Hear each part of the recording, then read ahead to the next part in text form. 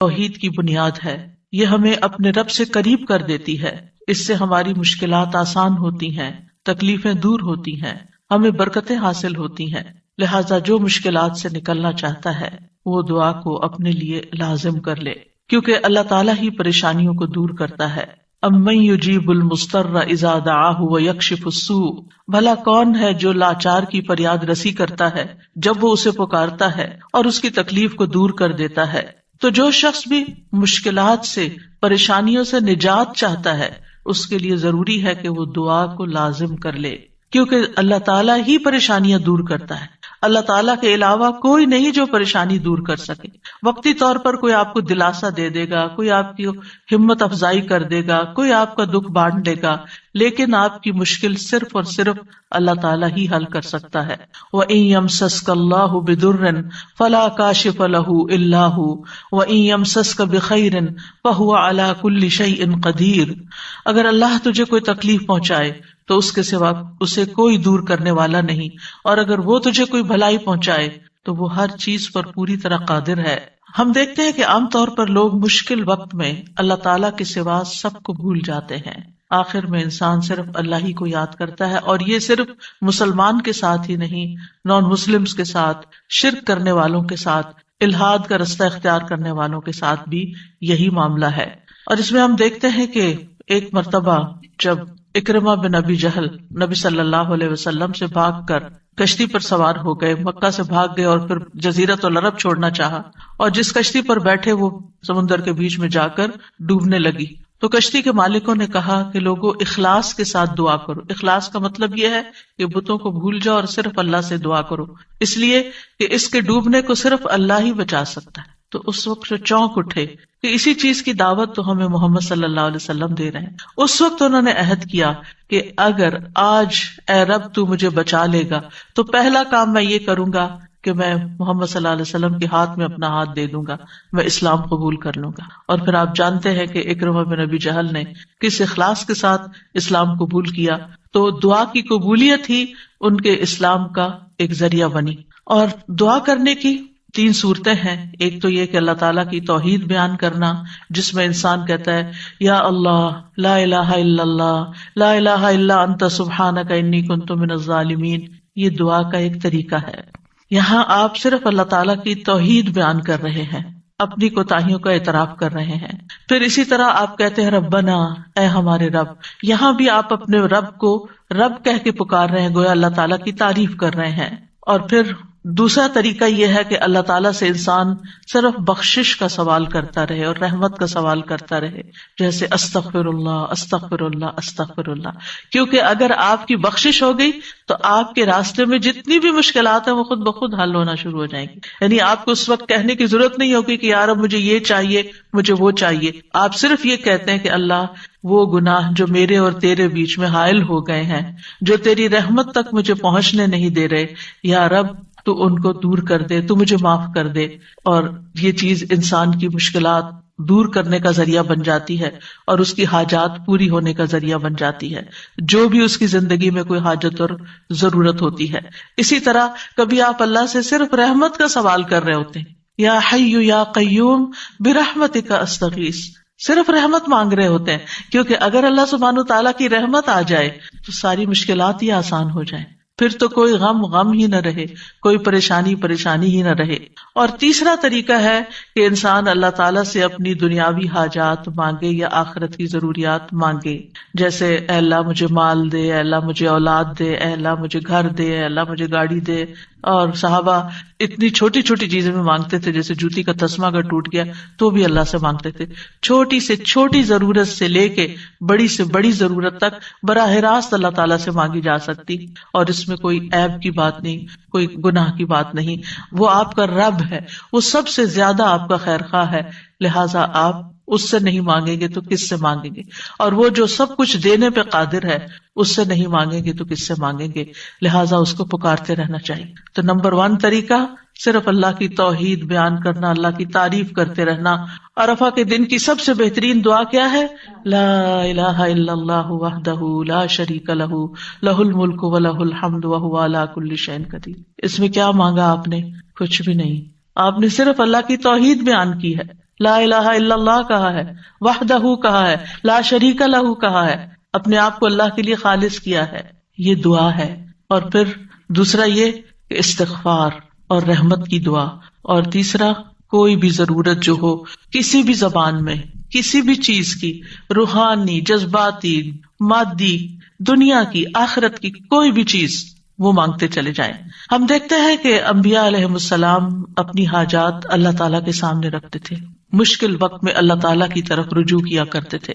کانوا اذا فزعوا الی الصلاۃ، یہ حدیث ہے مسند احمد کی، کہ انبیاء پر جب بھی کوئی پریشانی آتی تو وہ نماز کی طرف متوجہ ہو جاتے تھے، نماز پڑھنے لگتے تھے۔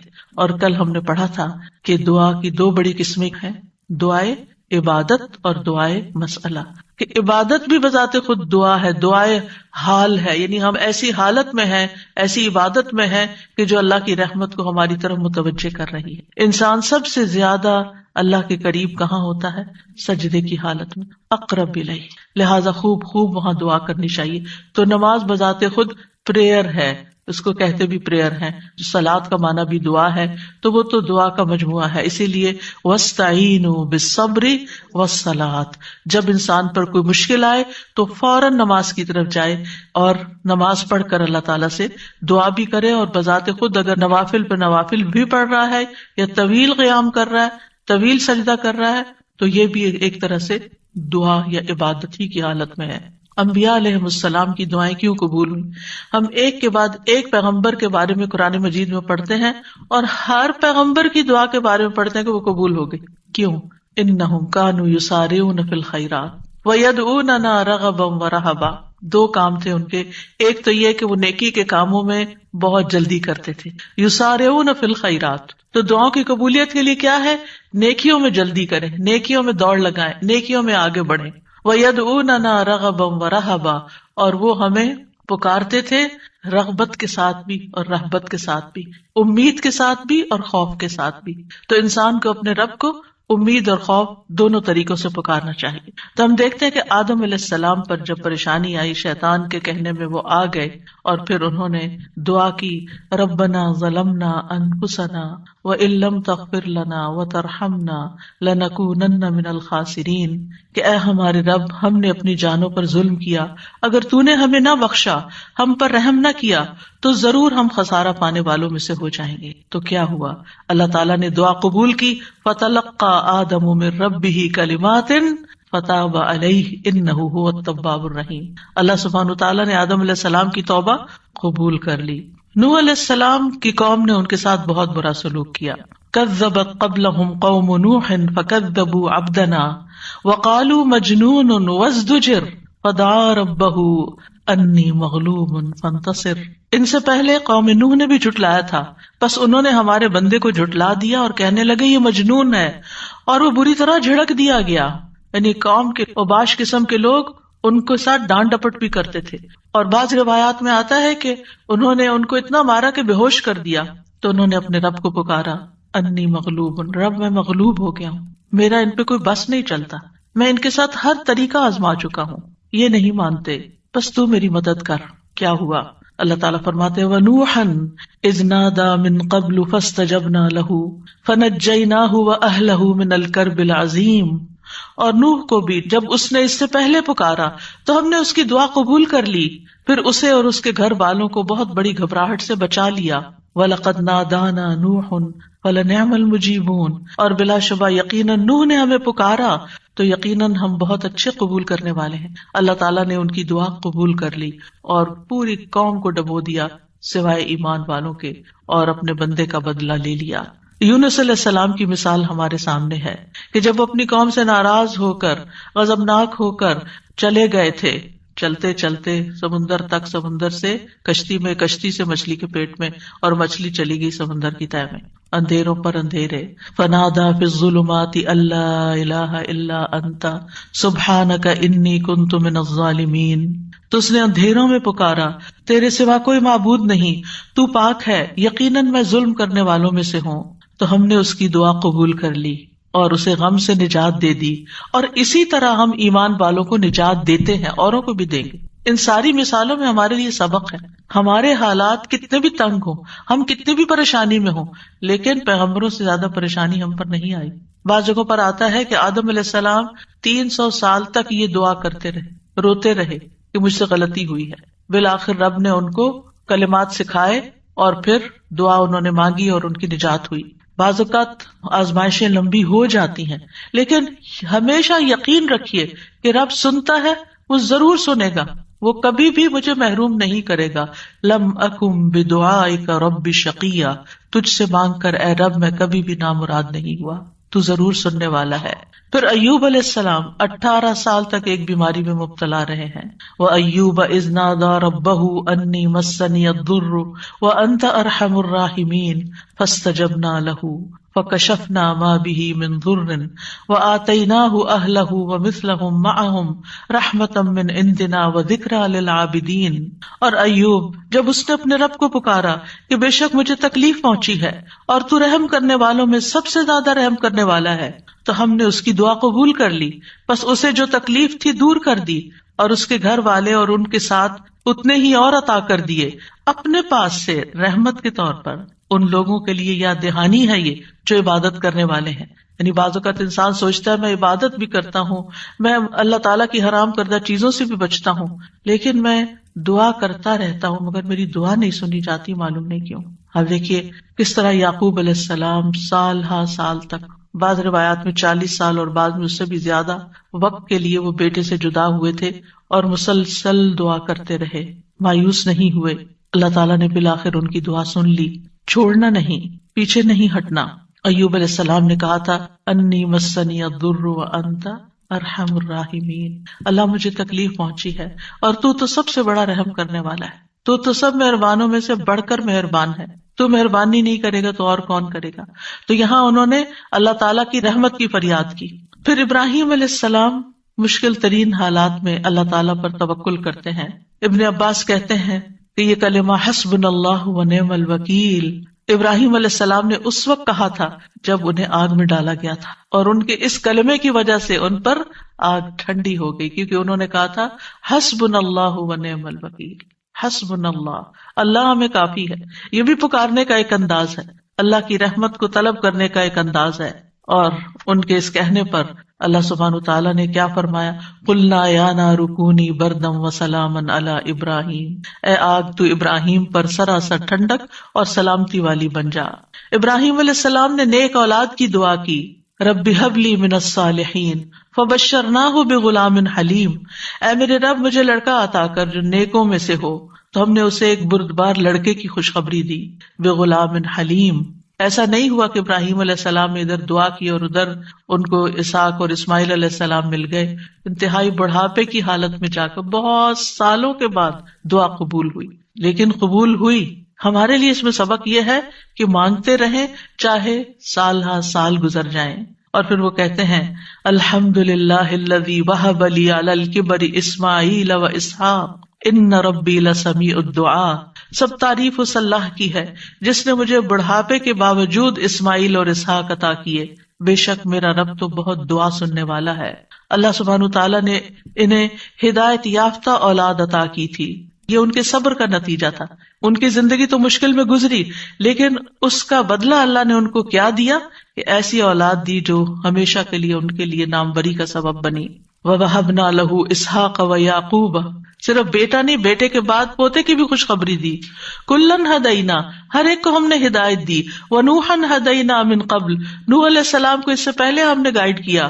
ومن ذریتہ داود وسلیمان وایوب ویوسف وموسیٰ وہارون وکذالک نجزی المحسنین، اور اس کی اولاد میں سے داؤد اور سلیمان اور ایوب اور یوسف اور موسیٰ اور ہارون، اور اسی طرح ہم نیکی کرنے والوں کو جزا دیتے ہیں. یعقوب علیہ السلام کا حال آپ کے سامنے ہے. انہوں نے اپنے غم اور دکھ کی فریاد لوگوں کے سامنے نہیں کی، لوگوں کو جا کر اپنے دل کا حال نہیں بتایا. کیا کہا، انما اشکو بثی وحزنی الی اللہ واعلم من اللہ ما لا تعلمون. یعقوب علیہ السلام نے کہا بے شک میں اپنی بے قراری اور غم کی شکایت صرف اللہ سے کرتا ہوں، اللہ ہی میرے دل کا حال جانتا ہے. کہ یہاں کیسی کیسی بے قراری ہے بچے کی جدائی میں، اور میں اللہ کی طرف سے وہ باتیں جانتا ہوں جو تم نہیں جانتے. بہت کچھ جاننے کے باوجود انہیں یہ نہیں پتا تھا کہ بیٹا مصر میں ہے. اللہ نے نہیں بتایا. وہ کہہ سکتے تھے نا اللہ تعالیٰ مجھے بتا دیں وہ کہاں ہے، آپ تو جانتے ہیں آپ مجھے بھی بتا دیں. لیکن اللہ سبحانہ تعالیٰ نے اس کا بھی ایک وقت رکھا تھا. اگر پیغمبروں کے لیے قبولیت کا ایک وقت ہے تو ہمارے لیے بھی دعاؤں کی قبولیت کا ایک وقت ہوتا ہے. قبولیت کا مطلب یہ نہیں ہوتا کہ بس منہ سے نکلتے ہی بات آپ کی فرمائش پوری ہو جائے. اور پھر آپ دیکھیے کہ کس طرح اللہ تعالیٰ نے ان کی دعا قبول کر لی.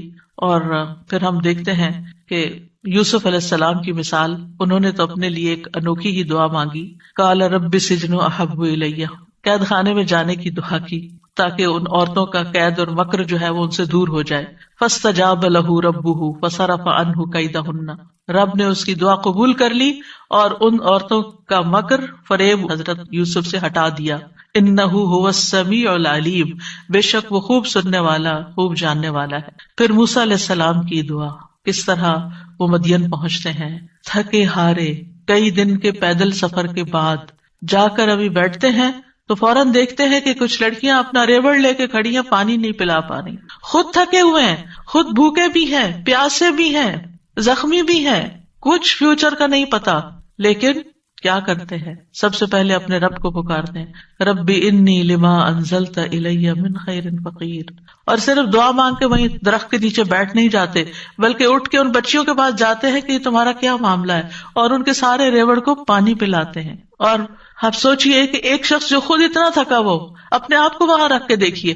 اگر ہم اتنا لمبا سفر کر کے آئیں اور ہم سے کوئی پانی مانگ بیٹھے، خود تو آفر کرنا دور کی بات، کوئی اور مانگ بیٹھے تو شاید ہم جھڑک ہی دیں کہ میں نے بھی تو اتنا ہی سفر کیا نہیں جتنا تم نے کیا. یہیں سے تو ہماری لڑائیاں فساد شروع ہوتے ہیں گھروں میں. لیکن نیکی کرنے والے انہم کانوا یسارعون فی الخیرات، نیکی کے کاموں میں بہت جلدی کرتے تھے، سستی نہیں کرتے تھے.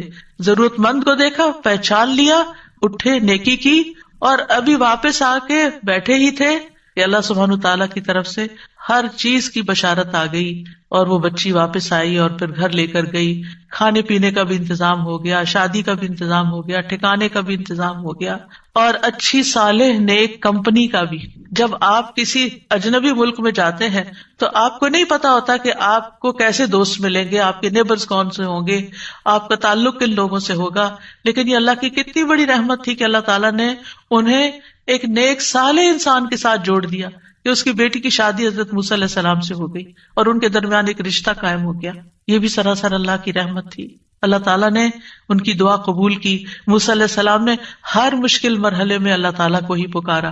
فرعون کے دربار میں جانے لگتے ہیں تو کیا پڑھتے ہیں؟ رب اشرح لی صدری ویسر لی امری واحلل عقدۃ من لسانی یفقہوا قولی واجعل لی وزیرا من اہلی ہارون اخی.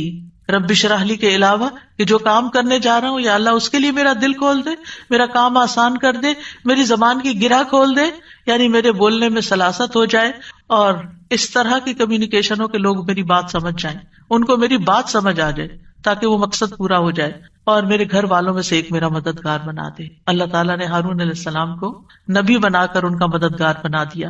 زکریا علیہ السلام کی مثال، مایوس نہیں ہے، سال ہر سال تک اولاد کی دعا کرتے، انتہائی بڑھاپے میں بھی.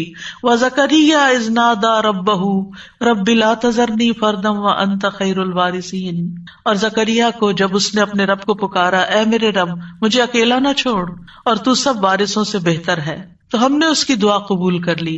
فَاسْتَجَبْنَا لَهُ وَوَهَبْنَا لَهُ يَحْيَىٰ، اور ہم نے اس کو یحییٰ عطا کیا. وَأَصْلَحْنَا لَهُ زَوْجَهُ، اور اس کی بیوی کو اس کے لیے درست کر دیا. یعنی بعض اوقات ہم سوچتے ہیں کہ انفرٹیلٹی کا پرابلم ہے، بچہ ہو ہی نہیں سکتا. اللہ تعالیٰ سب کچھ کر سکتا ہے، اللہ تعالیٰ وہ بھی ٹھیک کر سکتا ہے، کیونکہ ان اللہ علی کل شیء قدیر، اللہ تعالیٰ ہر چیز پر قدرت رکھتا ہے. اس لیے مایوسی کس بات کی؟ اللہ کے بندے کبھی بھی مایوس نہیں ہوتے. ہاں، مانگنے سے کبھی نہیں تھکتے، مانگتے رہتے ہیں کہ اللہ تعالیٰ سبب کے ساتھ بھی دیتا ہے اور بغیر سبب کے بھی دیتا ہے، اس کے لیے کیا مشکل ہے. پھر نبی صلی اللہ علیہ وسلم کس طرح دعا کرتے ہیں، استستغیثون ربکم فاستجاب لکم انی ممدکم بألف من الملائکۃ مردفین. جب تم اپنے رب سے مدد مانگ رہے تھے تو اس نے تمہاری دعا قبول کر لی کہ بے شک میں 1000 فرشتوں کے ساتھ تمہاری مدد کرنے والا ہوں جو ایک دوسرے کے پیچھے آنے والے ہیں. کس طرح نبی صلی اللہ علیہ وسلم بدر کے میدان میں فریادیں کر رہے تھے، اپنے رب کو پکار رہے تھے. دیر اینڈ دن خوشخبری آ گئی کہ فرشتوں سے مدد کی جائے گی. انبیاء علیہ السلام کے علاوہ ہم دیکھتے ہیں کہ دیگر افراد بھی جنہوں نے اللہ تعالیٰ سے دعا کی، اللہ سبحانہ تعالیٰ نے ان کی دعا سن لی. سورۃ المؤمن میں جو مرد مومن ہے، جو فرعون کے دربار میں سے ہی ایک شخص اٹھتا ہے اور پھر وہ لوگوں کو نصیحت کرتا ہے اور کیا کہتا ہے، فَسَتَذْكُرُونَ مَا أَقُولُ لَكُمْ وَأُفَوِّضُ أَمْرِي إِلَى اللَّهِ إِنَّ اللَّهَ بَصِيرٌ بِالْعِبَادِ. فرعون کے دربار میں ایک شخص کا اٹھ کر لوگوں کو سمجھانا، فرعون کو سمجھانا، خوب نصیحتیں کرنا، کھلا موسیٰ علیہ السلام پر ایمان لانا، یہ بہت بڑی بغاوت تھی اور بہت بڑا نقصان ہو سکتا تھا. لیکن اس مرد مومن نے کیا کہا، افوض امری الی اللہ، میں اپنا معاملہ اللہ کے سپرد کرتا ہوں. کیا ہوا پھر، فوقاہ اللہ سیئات ما مکروا وحاق بآل فرعون سوء العذاب، اللہ نے اسے ان کی بری چالوں سے بچا لیا جو انہوں نے تدبیریں کی تھی، ان سے نجات دی، اور آل فرعون کو برے عذاب نے گھیر لیا. اللہ نے اپنے بندے کو بچا لیا اور پوری قوم کو ڈبو دیا. پھر اسی طرح کچھ واقعات احادیث میں آتے ہیں، جیسے غار والوں کا قصہ ہے، کس طرح اللہ سبحانہ تعالیٰ نے ان کی دعائیں سنی اور صرف دعاؤں کے نتیجے میں غار کے دروازے سے پتھر ہٹ گیا اور وہ باہر نکل آئے. پھر اسی طرح ایک اور بچے کا واقعہ ملتا ہے جسے بادشاہ نے جادوگر کے پاس جادو سیکھنے کے لیے بھیجا، تو اس نے جادو سیکھنے کی بجائے الٹا اللہ تعالیٰ کی پہچان کا علم کسی سے حاصل کر لیا راستے میں.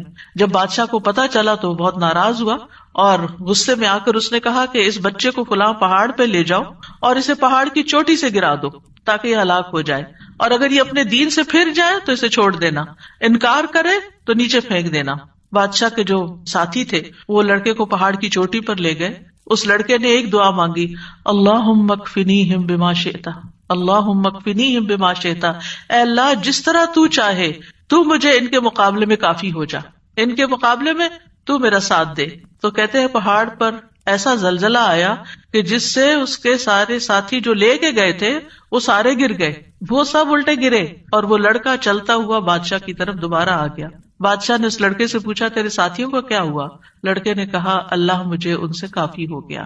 بادشاہ نے پھر اس لڑکے کو اپنے ساتھیوں کے اور لوگوں کے حوالے کر کے کہا کہ اسے ایک چھوٹی سی کشتی میں بٹھاؤ اور سمندر کے بیچ میں جا کے کشتی الٹ دو، اس کو وہاں پھینک دو، اگر یہ اپنے دین سے پھر جائے تو چھوڑ دینا، انکار کرے پھینک کے آ جانا.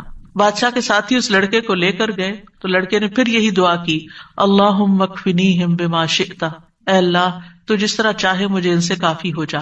پھر وہ کشتی بادشاہ کے ساتھیوں سمیت الٹ گئی، سب غرق ہو گئے اور وہ لڑکا چلتا ہوا واپس بادشاہ کے پاس آ گیا.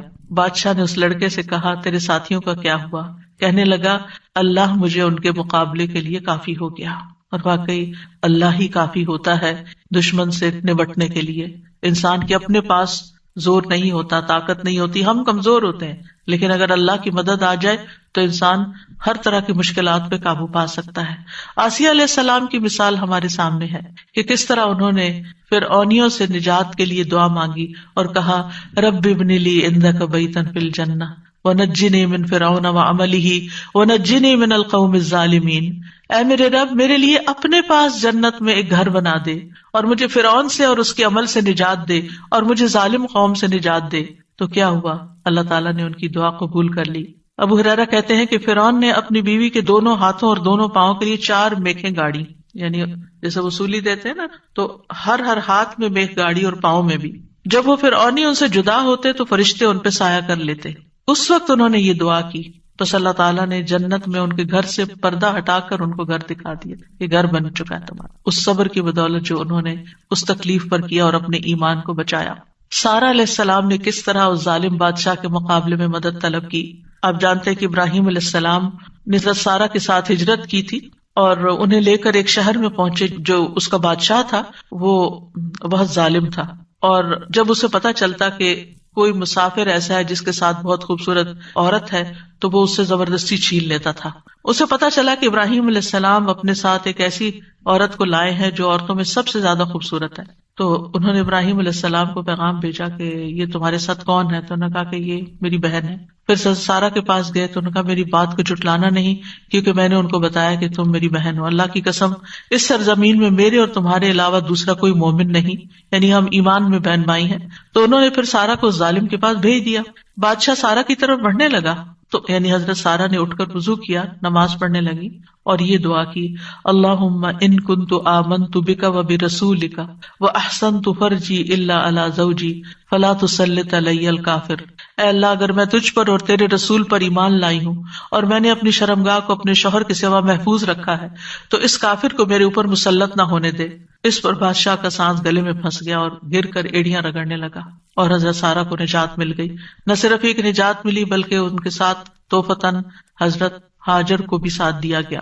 خولہ بنت ثعلبہ کی مثال قرآن میں آپ کے سامنے ہے کہ کس طرح ان کے شوہر نے ان سے زہار کیا تو وہ پریشان ہو گئی اور نبی صلی اللہ علیہ وسلم کے پاس آئیں اور تکرار کرنے لگی کہ میرے مسئلے کا کوئی حل بتایا جائے. تو اس پر اللہ سبحانہ وتعالیٰ نے کیا آیات نازل کی، قد سمع اللہ قول التی تجادلک فی زوجہا وتشتکی الی اللہ واللہ یسمع تحاورکما. اللہ نے سن لی اس عورت کی بات جو تم سے اپنے شوہر کی شکایت کر رہی تھی اور اپنے خاوند کے بارے میں جھگڑ رہی تھی اور اللہ کی طرف شکایت کر رہی تھی اور اللہ تم دونوں کی بات سن رہا تھا. تو اللہ سبحانہ وتعالیٰ نے اس عورت کی بات سن لی کا مطلب کیا ہے؟ دعا قبول کر لی، مسئلے کا حل مل گیا. اسی طرح سلف صالحین جو ہیں وہ بھی اللہ کو پکارتے ہیں. امت کے جو نیک لوگ ہیں ان میں سب سے پہلے صحابہ کرام ہیں. وہ سب سے بڑھ کر اللہ تعالیٰ کو جاننے والے تھے، اللہ تعالیٰ کی معرفت رکھتے تھے، وہ اللہ کے رسول کو جاننے والے تھے، وہ دین میں سب سے زیادہ بصیرت رکھتے تھے اور سب سے زیادہ دعا کرنے کے ادب آداب سے واقف تھے کہ کیسے دعا کی جاتی ہے. ہم دیکھتے ہیں کہ عمر بن خطاب رضی اللہ عنہ دعا کے ذریعے اپنے دشمن کے خلاف فتح طلب کرتے تھے اور یہ دعا ان کے لشکروں میں سے عظیم لشکر تھا. کہتے ہیں نا کہ اللہ تعالیٰ کے لشکر ہیں، جیسے سکینت بھی اللہ کے لشکروں میں سے ایک لشکر ہے، تو وہ دعا کو بھی اللہ کا ایک لشکر سمجھتے تھے. وہ اپنے ساتھیوں سے کہا کرتے تھے تم کثرت تعداد کی بنیاد پر فتح نہیں دیے جاتے بلکہ تمہاری مدد آسمان سے کی جاتی ہے. اللہ تمہاری مدد کرتا ہے یعنی تمہاری دعائیں سنتا ہے. اسی طرح عبداللہ بن زبیر کے بارے میں آتا ہے، وہ کہتے ہیں کہ جمل کی جنگ کے موقع پر جب زبیر رضی اللہ عنہ کھڑے ہوئے تو مجھے بلایا. میں ان کے پہلو میں جا کر کھڑا ہو گیا، بیٹے ہیں ان کے. انہوں نے کہا بیٹا آج کی لڑائی میں ظالم مارا جائے گا یا مظلوم؟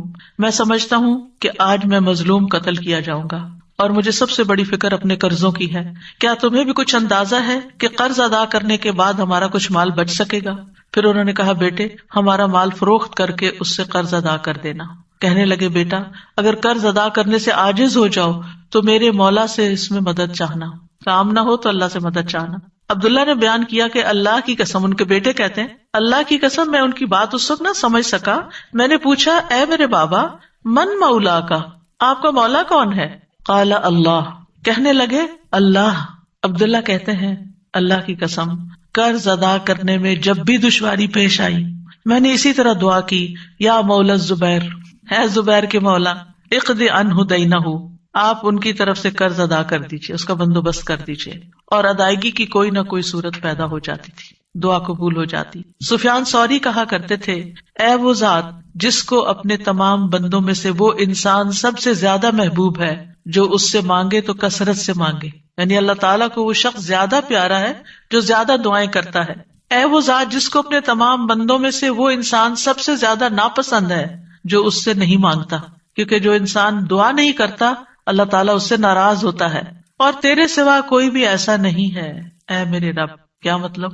کوئی بھی اور ایسا نہیں. اگر کسی سے بھی انسان ایک سے زیادہ دفعہ کچھ مانگ لے تو وہ ناراض ہو جاتا ہے، اور نہ مانگے تو خوش رہتے ہیں. ایون ماں باپ بھی آپ دیکھیں، اگر بچے ایک دفعہ کچھ مانگے تو کہ اچھا بیٹا لے لو، پھر دوسری دفعہ پھر مانگے تو ایک دن آتا ہے کہ ماں باپ بھی کہتے کہ تم کب تک مانگتے رہو گے، اپنا بندوبست خود کرو.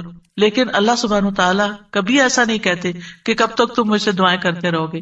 وہ پسند کرتے ہیں کہ بندہ دعا کرتا رہے.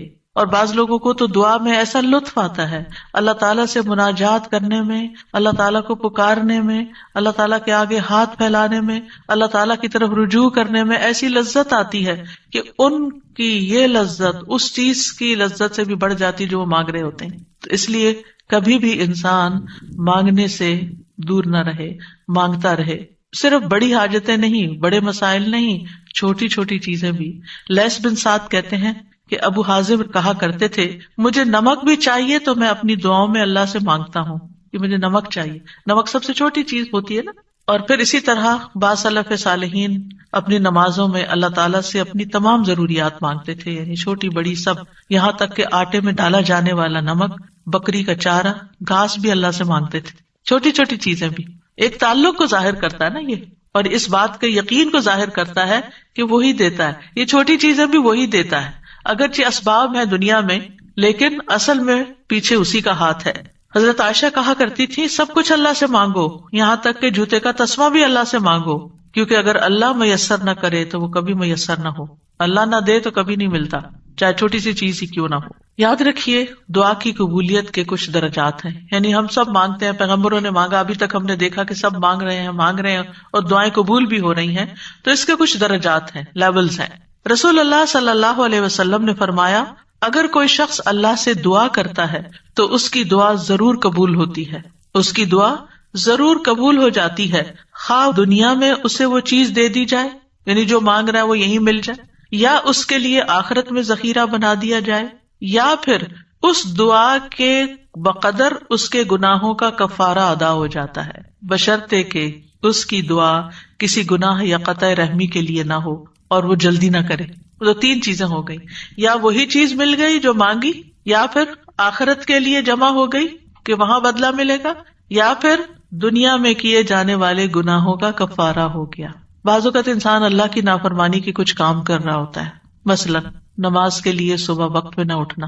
کچھ لوگ روٹین میں ریگولرلی دیر سے فجر پڑھتے ہیں، رات کو دیر سے سوتے ہیں، صبح دیر سے اٹھتے ہیں. اگر ان کو سمجھایا جائے تو وہ کہتے ہیں ہم پڑھ تو لیتے ہیں نا، جب اٹھتے ہیں پڑھ لیتے ہیں. بھائی کبھی کبھار تو ایسا ہو جائے، لیکن روز کا ہی اگر کام ہو جائے تو یہ کوئی معمولی چیز ہے؟ یہ اللہ کی نافرمانی ہے. اور ایسی اور بھی چیزیں ہو سکتی ہیں زندگی میں جو ہم اللہ کے حکم کی نافرمانی کر رہے ہوتے ہیں. آپ کو یاد ہوگا کہ جب میں نے رمضان کا لیکچر دیا تو اس میں سب سے پہلے یا ایھا الذین آمنوا پہ بات ہوئی تھی. یا ایھا الذین آمنوا، اے لوگو جو ایمان لائے، تم پہ روزے فرض کر دیے، یعنی روزے رکھو.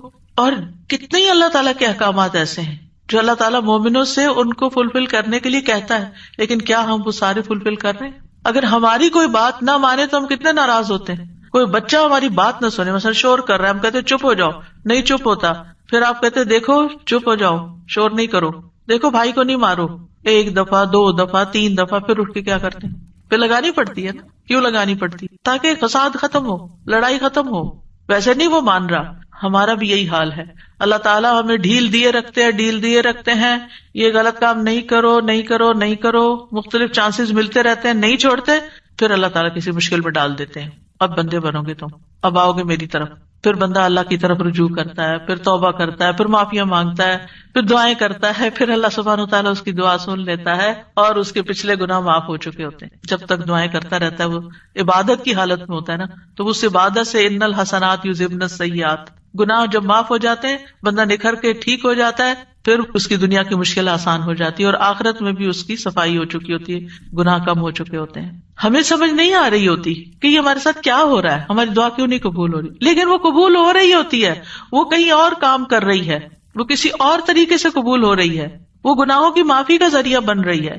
اسی لیے دعا کا ایک طریقہ کیا ہے؟ صرف استغفار کرنا.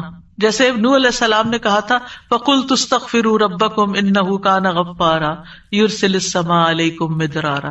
قحط سالی ہو گئی، بارشیں رک گئی، استغفار کرو، بارشیں برسنے لگیں گی. تمہارے گناہوں کی وجہ سے رکی تھی، توبہ کر لو، پھر حالات اچھے ہو جائیں گے. سارے مل کے توبہ کرو، پوری قوم توبہ کرے. اسی لیے وہ صلاۃ الاستسقاء پڑھی جاتی ہے، سب مل کے دعا کرتے ہیں اللہ تعالیٰ سے. تو نبی صلی اللہ علیہ وسلم نے فرمایا بشرطے کہ اس کی دعا کسی گناہ یا قطع رحمی کے لیے نہ ہو اور وہ جلدی نہ کرے. صحابہ نے عرض کیا یا رسول اللہ جلدی سے کیا مراد ہے؟ آپ نے فرمایا یہ کہے کہ میں نے اللہ سے دعا کی لیکن اس نے قبول نہیں کی. یہ نہ کہے کبھی. بعض اوقات کوئی شخص اپنا مسئلہ بتاتا ہے نا اور اس کو حل یہ بتایا جاتا ہے دعا کرو، تو کہتے ہیں دعا تو بہت کی ہے بھائی، پھر اور کیا کرنا ہے؟ پھر بھی دعا ہی کرنی ہے، ابھی اور بھی کرنی ہے، ابھی کاؤنٹ پورا نہیں ہوا، ابھی ٹائم پورا نہیں ہوا. جب تک وہ ٹائم نہیں آتا تمہیں مانگتے چلے جانا ہے، مانگتے رہو، اسی میں فائدہ ہے. تمہیں نہیں پتا تمہارے لیے کتنا بڑا اجر اکٹھا ہو رہا ہے. اگر آج وہ قبول ہوگی نا، تم پھر مستی میں آ جاؤ، کیونکہ اللہ تعالیٰ کو زیادہ پتا ہے نا کہ اس بندے کو اگر میں نے یہ چیز دے دی اس کی تو آخرت خراب ہو جائے گی.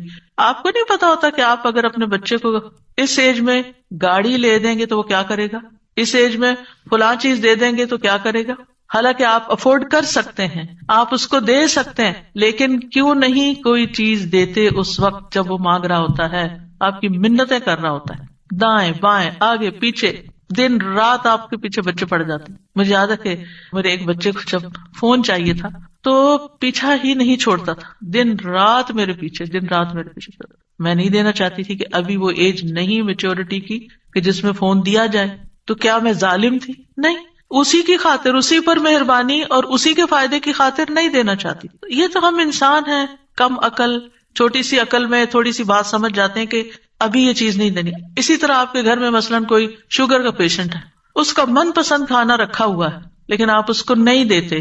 کیوں نہیں دیتے؟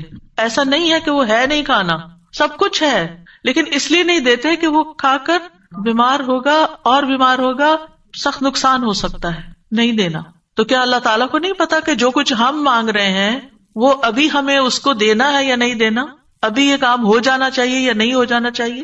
اس کو ہم سے زیادہ پتا ہے. وَلِلَّهِ الْمَثَلُ الْأَعْلَىٰ. اس لیے کوئی بھی اگر دعا قبول نہیں ہوتی، کوئی بات نہیں، موقع غنیمت جانے اللہ سے قریب ہونے کا، قریب تر ہوتے جانے کا. اسی میں خیر ہے، اسی میں بھلائی ہے. قَدْ جَعَلَ اللَّهُ لِكُلِّ شَيْءٍ قَدْرًا. اللہ نے ہر چیز کا ایک اندازہ رکھا ہے، وقت رکھا ہے، ایک ٹائم ہے، اس پر ہو جائے گا. اب یہ جو تین ہے قبولیت کے راستے، ان میں سے سب سے پہلا کہ کبھی اللہ تعالیٰ وہ چیز دے دیتا ہے جو ہم مانگتے ہیں. مثلاً ابراہیم علیہ السلام نے نیک بیٹا مانگا تھا، ربی حبلی من الصالحین. انہوں نے صرف بیٹا نہیں مانگا، کہا ربی حبلی من الصالحین، اللہ مجھے نیک بیٹا دے. کتنی عقل مند تھے نا. ہم جب کوئی چیز مانگتے ہیں تو بس کہتے ہیں کچھ مل جائے، بس جو بھی مل جائے لے لیں گے. نہیں، کوالٹی والی چیز مانگے، اللہ سب کچھ دے سکتا ہے. تو اللہ تعالیٰ نے کیا کیا، فبشرناہ بغلام حلیم. تو ہم نے اسے ایک بہت بردبار لڑکے کی، بہت ٹالرنٹ، بہت ہمبل، بہت اچھے اخلاق والے بچے کی خوشخبری دی. آپ دیکھیں کہ ہم حلم اور برداشت کو نیکی نہیں عام طور پہ سمجھتے کہ یہ بھی کوئی نیکی، حالانکہ یہ نیکیوں کی بنیاد بن جاتی. جس بندے کے اندر ٹالرنس ہوتی ہے، وہ دوسرے کی بات سن کے برداشت کر جاتا ہے، وہ وار سہ جاتا ہے، وہ شوق برداشت کر لیتا ہے. تو یہ کتنی بڑی کوالٹی، کتنی بڑی خوبی کہ کوئی آپ کو اوفینڈ کر رہا ہے اور آپ اوفینڈ نہ ہو، اور اگر ہوں بھی تو آپ برداشت کر جائیں اور اپنے منہ سے کچھ نہ بولیں، ایک کان سے سونے دوسرے سے نکال دیں اور اس کو دل پر نہ لیں. کچھ لوگوں کا حال یہ ہوتا ہے کہ اگر چھوٹی سی بھی کوئی بات ان کو کہہ دے تو وہ ان کے اندر ایسی ہلچل مچاتی ہے کہ انہیں ہر چیز بھول جاتی ہے اور وہ وہی سوچے جاتے. یہ بھی اپنے آپ کو ٹارچر دینا ہے. جس نے وہ بات کی اس کو تو شاید خبر بھی نہ ہو تو میٹھی نیند سو رہا ہو اور آپ خواہ اپنے بستر پہ کروٹ بدل رہے ہیں. تو یہ کیا ہے؟ ریزسٹنس نہیں ہے آپ کے اندر. آپ ہر چیز لیے جا رہے ہیں اپنے اوپر. بھیا کیوں اپنے اوپر ہر چیز لیے جا رہے ہیں؟ پرے پھینکے اس کو اٹھا کے کہ اس نے کہا، اس کا اخلاق، اس کی غلطی اسی پر. میں اپنے دل میں یہ نہیں سوچوں. اپنے آپ کو بول کے کہا کرے. آواز کا بھی ایک اثر ہوتا ہے. بولا کرے مجھے اس بات کو اب نہیں سوچنا، مجھے اس کو محسوس نہیں کرنا، مجھے اپنے دل میں نہیں رکھنا. اور پیٹرن بریک کر کے کچھ ایسی چیز پڑھے، کچھ ایسا کام کرے کہ بھول جائیں اس کو. اور نیکسٹ ٹائم وہ شخص سامنے آئے تو منہ بنا کے اور غصے کی آنکھوں سے مت دیکھیں، اچھے سے اسمائل کر کے دیکھیں، اچھے سے اسمائل کر کے بات کریں. آپ دیکھیں گے کہ وہ جو غصہ آیا بھی تھا نا وہ کہیں چلا جائے گا. لیکن ہم غصے کو پرورش دیتے ہیں، اس کی پرورش کرتے ہیں. کہا تھا نا اس نے، اب میں نے اس کے ساتھ یہ کرا، اندر ہی کھچڑی پکاتے رہتے ہیں. اور جب وہ شخص سامنے آتا ہے تو کوئی نہ کوئی سخت لفظ بول جاتے ہیں کیونکہ ہم بدلہ لینا چاہ رہے ہو. اب کیا ہے، آپ نے تو ایک لفظ بولا، ہو سکتا ہے وہ 10 اور بول دے. آپ بتائیں کیا کریں گے؟ مسئلہ تو حل نہیں ہوا، مسئلہ تو وہیں کھڑا رہا، پریشانی تو وہیں رہی، تو کیا فائدہ ہوا؟ تو اس لیے یہ حلم کی کوالٹی جو ہے، یہ برداشت کی کوالٹی جو ہے بہت بڑی خوبی ہے. اور آپ دیکھیے کہ اگر آپ کے بچے کے اندر یہ ہے نا تو آپ بڑی خوش قسمت پیرنٹ ہیں کہ آپ اس کو ڈانٹ رہے ہیں، آپ اس کو سنا رہے ہیں اور وہ آگے سے آپ کو جواب نہیں دیتا. کتنے خوش قسمت ہیں آپ کہ آپ کا بچہ آپ کی ڈانٹ سن لیتا ہے، آپ کا بچہ آپ کا غصہ برداشت کر جاتا ہے اور پھر بھی آپ کے ساتھ اچھا سلوک کرتا ہے. یہ کوئی چھوٹی نعمت ہے، یہ ہے نیک ہونا، یہ نیکی کی علامت ہے. انہوں نے کہا اللہ نیک بچہ چاہیے، اللہ نے کہا اچھا یہ حلیم بچہ لے لو، حلم والا ہے. اسی لیے تو جب انہوں نے کہا آؤ میں تمہیں ذبح کرتا ہوں تو وہ حاضر ہو گئے. ٹھیک ہے ذبح بھی کر لیں. آج آپ دیکھیں کہ بعض اوقات ہمارے بچے دنیاوی لحاظ سے بڑے کامیاب ہوتے لیکن ایک چھوٹی سی بات ان کو کہہ دیں تو وہ اتنے زیادہ اوفینڈ ہو جاتے ہیں. تو وہ آنکھوں کی ٹھنڈک تو نہ ہوئے نا، صرف ان کی دنیاوی کامیابی ہے، وہ تو ان کے اپنے لیے ہیں دنیاوی کامیابی. ٹھیک ہے ماں باپ کو بھی نیک نامی سے کچھ حصہ مل جاتا ہے لیکن ماں باپ کی آنکھوں کی ٹھنڈک اولاد کی نیکی ہوتی ہے. یہ جو ہم کہتے ہیں نا ربنا ہب لنا من ازواجنا وذریاتنا قرۃ اعین، تو ایک ایمان والے کے لیے آنکھوں کی ٹھنڈک اس میں ہوتی ہے کہ بچہ خیر اور بھلائی کے کتنے کام کرتا ہے. بہرحال ان کی دعا قبول ہو گئی. کبھی ایسا بھی ہوتا ہے کہ مانگی ہوئی چیز سے اللہ تعالیٰ زیادہ بہتر چیز آپ کو دے دیتا ہے. آپ کچھ اور مانگ رہے تھے، آپ کو مانگنا نہیں آ رہا تھا، اللہ تعالیٰ کو آپ پر پیار آیا، آپ نے چھوٹا مانگا، اللہ نے اس سے بڑھ کر آپ کو دے دیا.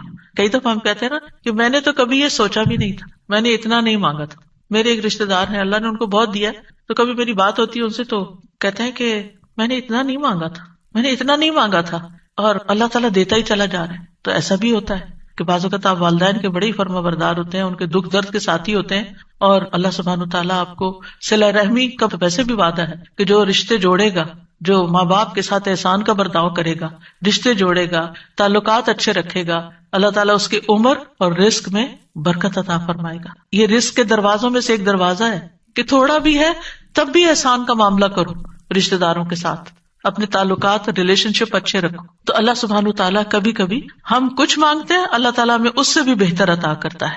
آپ دیکھیے عمران کی بیوی نے کیا کہا تھا، ربی انی نذرت لک ما فی بطنی محررا، اللہ میں نے تیرے لیے اس کی نظر مانی ہے جو میرے پیٹ میں ہے وہ آزاد ہوگا، فتقبل منی، آپ مجھ سے قبول کر لیں، انک انت السمیع العلیم، آپ سننے والے ہیں، سب کچھ جاننے والے ہیں. اور اب کیا ہوا، بیٹی پیدا ہو گئی. انہوں نے سمجھا کہ بیٹی کوئی اچھی چیز نہیں، بیٹا چاہیے تھا، خیال ان کا یہ تھا.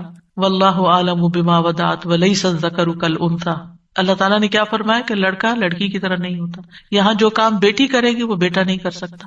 اور پھر حضرت مریم سے کیسی خیر دنیا میں جاری ہوئی، اللہ نے ان کو کس طرح چنا، ایمان والی عورتوں کی سردار ہیں وہ.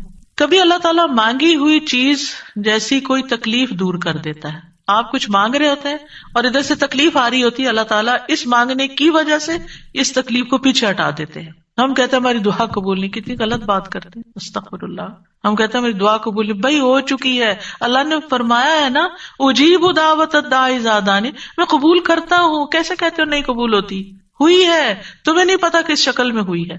تم چھوٹی چیز مانگ رہے تھے، میں تمہیں بہتر دینے والا ہوں. تم کچھ مانگ رہے تھے، میں تم سے مصیبت دور کر رہا ہوں. اگر وہ مصیبت دور نہ کرو تو یہ تمہاری مانگی ہوئی چیز مل بھی جائے تو تم فائدہ نہیں اٹھا سکتے اس سے. نبی صلی اللہ علیہ وسلم نے فرمایا جو مسلمان کوئی ایسی دعا کرے جس میں گناہ یا قطع رحمی کا کوئی پہلو نہ ہو تو اللہ اسے تین میں سے کوئی ایک چیز ضرور عطا فرماتے ہیں. یا تو فوراً ہی اس کی دعا قبول کر لی جاتی، یا آخرت کے لیے ذخیرہ کر لی جاتی، یا اس سے اس جیسی کوئی تکلیف دور کر دی جاتی. صحابہ نے عرض کیا اس طرح تو پھر ہم بہت کثرت کریں گے. آپ نے فرمایا اللہ اس سے بھی زیادہ کثرت والا ہے، یعنی آپ بہت مانگو گے تو اللہ تعالیٰ اس سے بھی زیادہ دے سکتا ہے، تمہارے مانگنے سے بھی زیادہ دے سکتا ہے. کبھی گناہوں کا کفارہ بن جاتی ہے، حدیث میں آتا ہے وَإِمَّا أَن يُكَفَّرَ عَنْهُ مِن ذُنُوبِهِ بِقَدْرِ مَا دَعَا، یا پھر اس دعا کی وجہ سے اس کے گناہوں کا کفارہ ادا ہو جاتا ہے، ایکسپیشن ہو جاتی ہے. یعنی بعض اوقات ہماری نماز میں کوئی کمی رہ جاتی ہے، بعض اوقات روزے میں رہ جاتی ہے، زکوٰۃ میں رہ جاتی ہے، کئی چیزیں ہیں جو ہمارے فرائض ہیں ہم ادا کر رہے ہوتے ہیں لیکن کہیں نہ کوئی کمی ہوتی ہے اور اس کا ہمیں پتہ ہی نہیں چلتا. کبھی وضو میں کوئی کمی رہ جاتی ہے، تو ان چیزوں کا پھر کفارہ تو کرنا ہے نا. تو پھر یہ دعائیں جو ہیں یہ اس کبھی کوتاہی کا بھی کفارہ کرتی. پھر یاد رکھیے کہ جو لوگ مایوس ہوتے ہیں اور اللہ سے مانگتے نہیں، مانگنا چھوڑ دیتے ہیں، تو اللہ تعالیٰ نے ایسے لوگوں کی مذمت بیان کی ہے. اگر وقتی طور پر وہ نہیں مل رہا جو آپ کے دل میں اٹکا ہوا ہے کہ یہی ملنا چاہیے، اور پھر آپ کو نہیں ملتا اور آپ دعا مانگنا چھوڑ دیتے ہیں، تو یہ طریقہ درست نہیں. وقال ربکم ادعونی استجب لکم، تمہارا رب فرماتا ہے مجھ سے دعا کرو میں تمہاری دعا قبول کروں گا. ان الذین یستکبرون عن عبادتی، بے شک جو لوگ میری عبادت سے تکبر کرتے ہیں، سیدخلون جہنم داخلین، وہ جہنم میں ضرور ذلیل و خوار ہو کے داخل ہوں گے. دعا روک دینا یہ سوچ کر قبول نہیں ہوتی تو فائدہ نہیں مانگنے کا. یہ کیا ہے؟ دراصل اللہ سے مایوس ہونا، نا امید ہونا اور اللہ سے ناراض ہونا. تبھی تو آپ اس کو چھوڑ رہے ہیں، پھر آپ کہاں جائیں گے؟ تو اللہ تعالیٰ کو یہ چیز سخت ناپسند ہے. امام شوکانی رحمہ اللہ اس آیت کے بارے میں کہتے ہیں یہ آیت کریمہ اس بات پر دلالت کرتی ہے کہ دعا عبادت کا حصہ ہے، پس اللہ سبحانہ تعالیٰ نے اپنے بندوں کو حکم دیا ہے کہ وہ اس سے دعا مانگیں، یعنی دعا مانگنے کا حکم اللہ تعالیٰ نے دیا ہے. پھر فرمایا ان الذین یستکبرون عن عبادتی، یہ آیت اس بات کا فائدہ دیتی ہے کہ دعا عبادت ہے اور اللہ سے دعا نہ مانگنا تکبر ہے، اور اس تکبر سے زیادہ برا عمل کوئی نہیں. یعنی وہ جب منافقین سے کہا جاتا تھا نا کہ تم رسول کے پاس آؤ اور استغفار کرو تو وہ سر جھٹک دیتے تھے، ہم نہیں جاتے. ہم نہیں کرتے. آج بھی آپ دیکھیں کہ بعض اوقات کسی کو نیکی کی کوئی بات کہی جاتی کہ یہ صدقہ کر لو، یہ نیکی کر لو، تو وہ سر جھٹک کے چلے جاتے ہیں، اور نہیں تمہارے پاس کچھ کہنے کو، ہر وقت یہی نصیحت ہے. تو انسان کی اس میں سب سے زیادہ محرومی ہے کہ انسان دعا چھوڑ دے، اس ہستی سے مانگنا چھوڑ دے جو اس کا خالق ہے، اس کا مالک ہے، اس کا رازق ہے، اس کو زندگی دینے والا ہے، اس کی موت بھی اس کے ہاتھ میں ہے، ثواب اور سزا دینے والا ہے. تو تکبر جو ہے انتہائی ناسمجھی کی چیز ہے اور نعمتوں کی ناشکری ہے. فرعون کیوں ڈوبا تھا؟ فرعون کیوں غرق ہوا؟ تکبر کی وجہ سے. قارون کو کیا مشکل ہوئی؟ قارون کیوں زمین میں دھنسا؟ فرعون پانی میں ڈوبا اور قارون زمین میں دھنسا. ایک خشکی میں ڈوبا اور ایک سمندر میں. دونوں کا مسئلہ ایک ہی تھا اور وہ تھا تکبر، پرائڈ، غرور. تو مشکل وقت میں اللہ کو نہ پکارنا دلوں کی سختی کی علامت ہے. یعنی جو تکلیف کے وقت بھی اللہ سے دعا نہیں کرتا، اس کا مطلب یہ کہ اس کا دل سخت ہو چکا ہے، ہارڈ ہارٹیڈ ہے. سورۃ الانعام میں اللہ تعالیٰ فرماتے ہیں فَلَوْلَا إِذْ جَاءَهُمْ بَأْسُنَا تَضَرَّعُوا، پھر جب ہمارا عذاب ان پر آیا تو انہوں نے عاجزی کیوں نہیں کی، دعائیں کیوں نہیں کی کہ اللہ اس عذاب کو ٹال دے. وَلَكِنْ قَسَتْ قُلُوبُهُمْ، لیکن ان کے دل سخت ہو گئے تھے. وَزَيَّنَ لَهُمُ الشَّيْطَانُ مَا كَانُوا يَعْمَلُونَ، اور شیطان نے ان کے لیے وہ سب خوشنما بنا دیا تھا جو وہ کیا کرتے تھے. ان کے اپنے عمل جو کہ obviously اللہ تعالیٰ کی ناراضگی کے تھے، وہ انہیں بڑے اچھے لگتے تھے اور سمجھتے تھے ہم بالکل ٹھیک کر رہے ہیں، ہم ٹھیک جا رہے ہیں. انسانوں میں سب سے زیادہ عبادت گزار کون تھا؟ اللہ کے رسول صلی اللہ علیہ وسلم. لیکن سب سے زیادہ ہمبلنس اور سب سے زیادہ دعائیں بھی آپ نے مانگی. یعنی جب میں مسنون اذکار دیکھتی ہوں، سبحان اللہ، یعنی کہ آپ تہجد کے وقت اٹھنے کے وقت سے لے کر پھر آپ فجر پڑھنے اور اس کے بیچ میں صبح کے اذکار اور پھر اس کے بعد جو ہر موقع کے اذکار اور پھر نمازیں اس کے علاوہ ہے، تلاوت قرآن اس کے علاوہ ہے، اور پھر رات کو سوتے وقت کے اذکار. یعنی اگر ان سارے اذکار کو انسان جمع کرتا ہے تو یعنی حیرانی ہوتی ہے کہ کس کثرت سے آپ اللہ کو یاد کرتے تھے. اور یہ ہمبلنس کی علامت ہے. حالانکہ آپ سب سے زیادہ عبادت گزار تھے، پھر بھی سب سے زیادہ دعائیں کرتے تھے، اللہ سے مانگتے رہتے تھے. اور لوگوں میں سب سے زیادہ بے بس وہ ہے جو دعا مانگنے سے بے بس ہے، جو دعا نہیں مانگتا. یاد رکھیے اللہ تعالیٰ سے مایوس ہونا کبیرہ گناہ ہے. ابن عباس کہتے ہیں ایک آدمی نے کہا اے اللہ کے رسول، کبیرہ گناہ کون کون سے ہیں، بڑے بڑے گناہ کون سے ہیں؟ آپ نے فرمایا اللہ کے ساتھ شرک کرنا، اللہ کے رزق سے مایوس ہو جانا اور اللہ کی رحمت سے مایوس ہونا. کبھی بھی مایوس نہیں ہونا چاہیے. پھر ایک اور بات اس سلسلے میں یہ یاد رکھی جائے کہ جہاں ہمیں اللہ سے مانگنا چاہیے وہاں ہمیں غیر اللہ سے نہیں مانگنا چاہیے، کیونکہ اللہ کے سوا سب سہارے کمزور ہیں. اب دیکھیں قرآن مجید میں صحابہ نے جتنے بھی چیزوں کے بارے میں پوچھا اس کے بارے میں آتا ہے یسألونک، وہ آپ سے سوال کرتے ہیں، وہ سوال کرتے ہیں. لیکن جب دعا کے بارے میں پوچھا تو اللہ تعالیٰ نے کیا فرمایا وَإِذَا سَأَلَكَ عِبَادِي عَنِّي، میرے بندے جب آپ سے سوال کرتے ہیں. سوال کا انداز کتنا اچھا لگا، اللہ تعالیٰ کو کتنا پسند آیا کہ سوال کرنے والوں کو میرے بندے کہا، اپنے بندے کہا. اس سے آپ اندازہ لگائیے دعا کی اہمیت کا. تو اللہ تعالیٰ نے یہ نہیں کہا قل یا فقل انی قریب، فرمایا انی قریب وَإِذَا سَأَلَكَ عِبَادِي عَنِّي فَإِنِّي قَرِيب، بس انہیں بتا دو کہ میں قریب ہی ہوں. گویا بندے اور اللہ کے بیچ میں کوئی واسطہ وسیلہ نہیں، کوئی اور نہیں، بس بندہ اور اللہ. ہم بیچ میں اوروں کو لے آتے ہیں. ہمارے معاشرے میں کتنا عام ہے کہ کوئی کسی پیر کو لے آتا ہے اور کوئی کسی بزرگ کو لے آتا ہے، اور دور جاہلیت میں کوئی فرشتوں کو اور بتوں کو اور معلوم نہیں کس کس کو. ما نعبدہم الا لیقربونا الی اللہ زلفی، مانگیں اللہ سے، غیر اللہ کی طرف نہیں جائیں. غیر اللہ کے سہارے سب کمزور ہیں. مثل الذین اتخذوا من دون اللہ اولیاء کمثل العنکبوت اتخذت بیتا وان اوہن البیوت لبیت العنکبوت لو کانوا یعلمون. ان لوگوں کی مثال جنہوں نے اللہ کے سوا اور مددگار بنا رکھے ہیں مکڑی کی مثال جیسی ہے جس نے گھر بنایا، حالانکہ بے شک سب گھروں میں سے کمزور گھر مکڑی کا ہے اگر وہ جانتے ہوتے. غیر اللہ تو ایک مکھی بھی پیدا نہیں کر سکتے. غیر اللہ کو پکارنا سب سے بڑی گمراہی ہے. وَمَنْ أَضَلُّ مِمَّنْ يَدْعُو مِن دُونِ اللَّهِ مَن لَّا يَسْتَجِيبُ لَهُ إِلَىٰ يَوْمِ الْقِيَامَةِ وَهُمْ عَن دُعَائِهِمْ غَافِلُونَ.